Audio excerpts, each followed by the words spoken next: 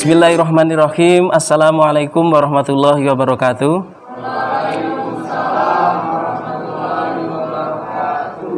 Anak-anakku yang berbahagia, marilah sebelum memasuki pelajaran kita berdoa bersama. Semoga kegiatan belajar pada siang hari ini diberikan kelancaran dan keberkahan. Silakan ketua kelas untuk memimpin doanya.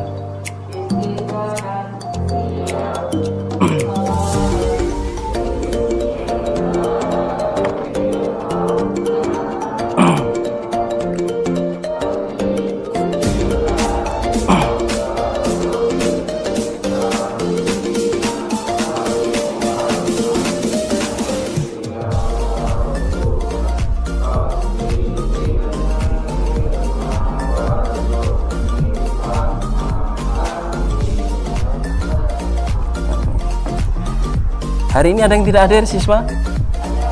Ada berapa anak? 5. Ada yang sakit? Selebihnya? Oh, dispen ya. Baiklah, kita doakan semoga yang sakit segera sembuh.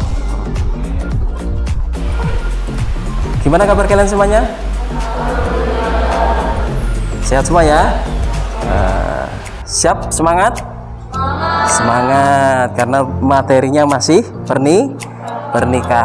Baiklah, kemarin telah kita bahas pengertian nikah, hukum nikah beserta dasarnya, kemudian rukun dan syarat nikah. Masih ingat? Perlu diulang? Perlu kita ulang sedikit? Oke, baik, kita tes satu-satu kira-kira. Baiklah, pengertian nikah apa ini? Ketua kelas ini.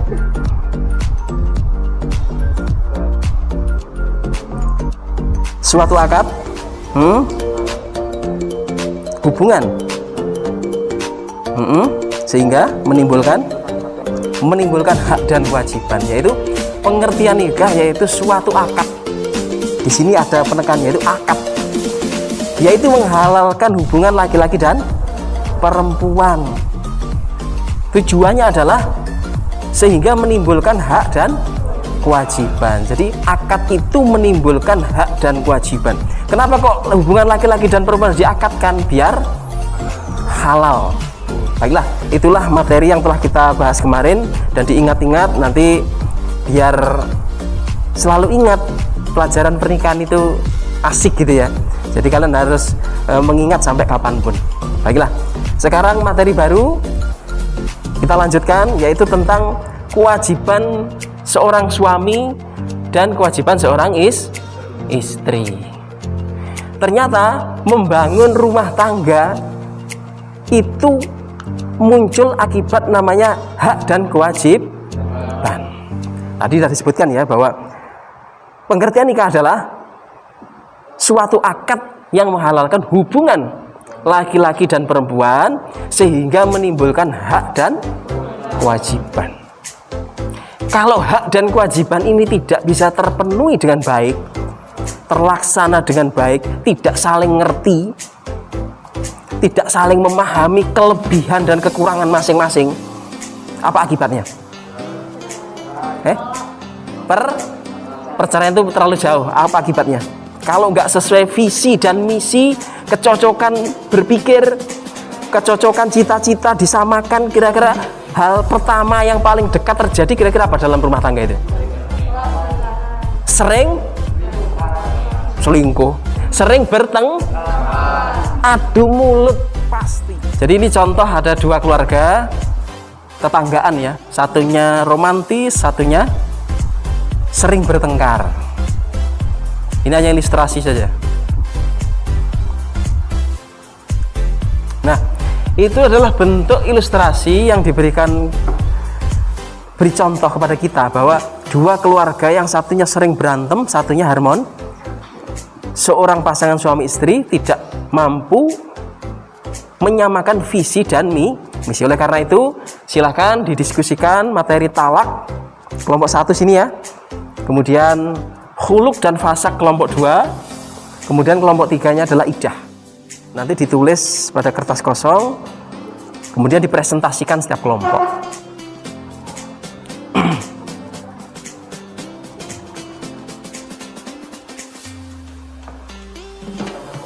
Baik, waktunya habis nak. Silakan kembali ke tempat masing-masing.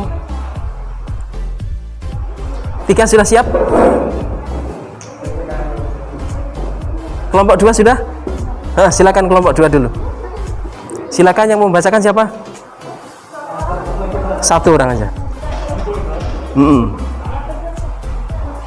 Disebutkan anggotanya. Silakan berdiri nak. Yang lain silakan kembali ke tempat duduk.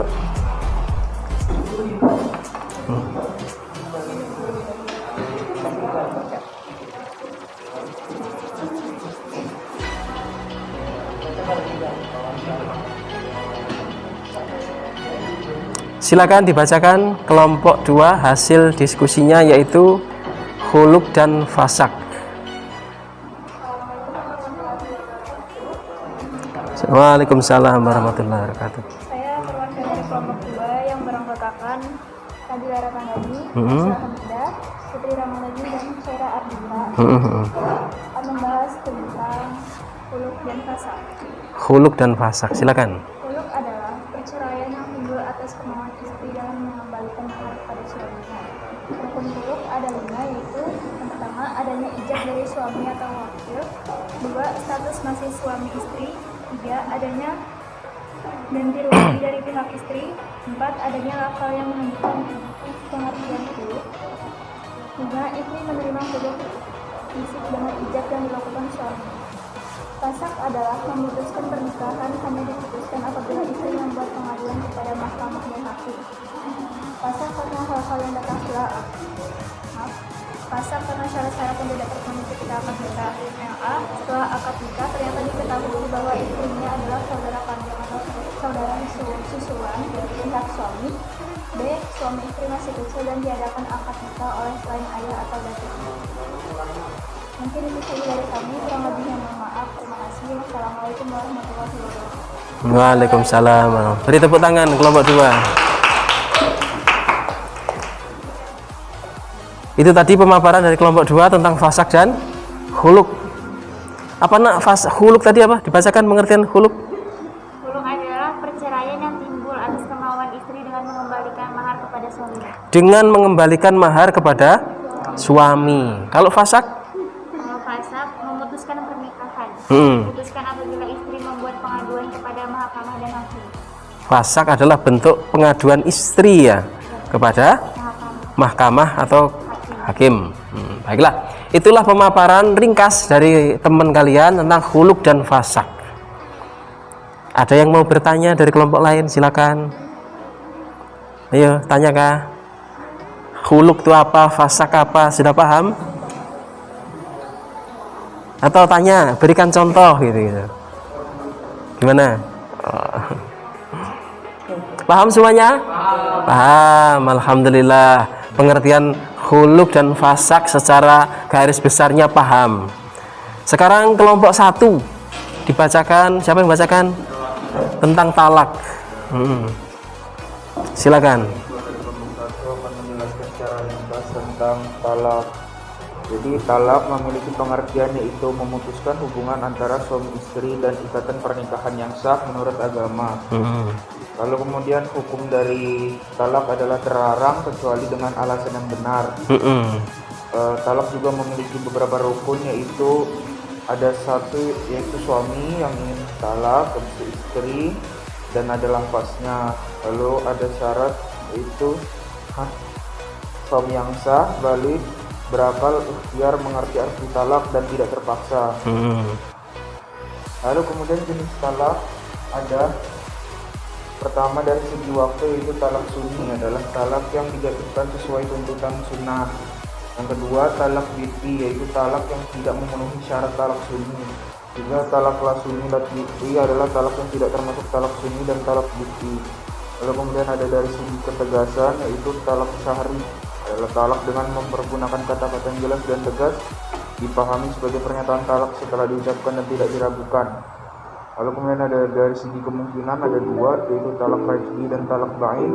Talak raj'i adalah talak yang dijatuhkan oleh suami terhadap istrinya yang pernah dicampuri. Talak ba'in adalah talak yang tidak memberikan hak merujuk bagi mantan suami kepada mantan istri. Lalu aturan talak ada juga, itu 1. Harus dengan cara yang baik-baik, 2. Harus dengan saksi, 3. Memberikan sesuatu kepada istri saat bercerai sesuai kemampuan, yang keempat prasangka baik kepada wanita yang ditalak. Sekian, terima kasih. Cukup ya? Cukup, silakan duduk. Itulah tadi pemaparan dari kelompok 1, yaitu tentang talak. Cakupan talak lumayan luas ya, daripada fasak dan khuluk. Ada yang bertanya tentang talak ke kelompok 1? Talak. Jadi talak adalah lafadz, berupa lafadz ya, ucapan seorang suami kepada seorang istri yang sifatnya adalah dengan lafadz tertentu. Selanjutnya kelompok 3. Siap? Silakan dibacakan hasil diskusinya. Assalamualaikum warahmatullahi wabarakatuh. Waalaikumsalam warahmatullahi wabarakatuh. Di sini saya akan menjelaskan apa itu pernikahan idah. Apa itu idah? Idah adalah masa di mana seorang perempuan yang telah diceraikan oleh suaminya, baik diceraikan karena suaminya mati atau karena diceraikan ketika suaminya hidup, untuk menunggu dan menahan diri dari menikah laki-laki yang tujuannya adalah untuk menjaga hubungan darah suami. Sekian, terima kasih. Wassalamualaikum warahmatullahi wabarakatuh. Waalaikumsalam warahmatullahi wabarakatuh. Itulah tadi kelompok 3 memaparkan tentang iddah. Jadi iddah itu adalah dampak terakhir daripada perceraian. Apa nak iddah? Apa tadi iddah? Masa tunggu. Baiklah, demikian tadi diskusi tentang talak, khuluk, fasak, dan iddah. Jadi Bapak akan menyempurnakan, menguatkan tentang pendapat-pendapat kalian. Pengertian pertama, talak adalah melepaskan tali ikatan nikah dari pihak suami dengan menggunakan lafadz tertentu. Jadi kalimat tertentu itu sifatnya jelas, soreh, ataupun berupa sindi.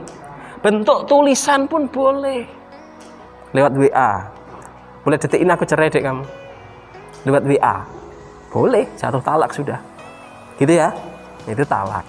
Jadi melepaskan ikatan tali nikah dari pihak suami. Jadi yang berhak menalak itu siapa? Suami. Nggak ada istri kok. Mas, kamu tak cerai. Nggak ada. Nah, yang berhak menalak adalah suami. Yang kedua khuluk, yaitu apa? Perceraian yang timbul atas kemauan istri. Atas kemauan istri. Dengan syarat apa? Mengembalikan mahar kepada suaminya. Jadi kalau kamu kasih maharnya apa ya? Mobil mewah misalnya, ya dia balikin mobilnya ke saya yang maharnya tadi, atau bingkai uang souvenir itu, kembalikan ke saya. Jadi syaratnya dia harus mengembalikan mahar. Itu namanya adalah khuluk. Bentuk ungkapan, bentuk permintaan cerai yang timbul dari kemauan seorang dengan tanda memberikan mas kawinnya atau maharnya. Fasak yaitu merusak atau putus. Adapun dalam pembahasan fikih, fasak adalah pemisahan pernikahan yang dilakukan hakim karena alasan tertentu yang diajukan salah satu pihak dari suami istri yang bersangkutan. Namanya perceraian. Untuk menghindari perceraian salah satunya harus seorang suami ngerti tugasnya, seorang istri ngerti tugasnya. Hak suami apa, hak istri apa. Kalau itu terlaksana dengan baik, insya Allah terhindar yang namanya problematika yang sangat dibenci Allah, walaupun halal hukumnya, boleh hukumnya, yaitu perceraian. Ada pertanyaan silakan. Paham semua insya Allah. Baiklah anak-anakku, terima kasih atas perhatian kalian. Semoga apa yang kalian dapat pada siang hari ini berkah ilmunya. Kita lanjutkan pertemuan yang akan datang insya Allah. Nanti jangan lupa tugas di rumah membaca bukunya diulang-ulang. Insya Allah kalau ada waktu minggu depan kita akan mengadakan ulangan harian. Jangan lupa selalu menjaga protokol kesehatan, pakai masker dengan teman-temannya, jaga jarak, jangan sampai dilalaikan agar semua pandemi ini berakhir dan kita bisa masuk dengan normal biasa kembali. Baiklah anak-anakku, syukran lakum ala ihtimamikum. Wassalamualaikum warahmatullahi wabarakatuh. Ya.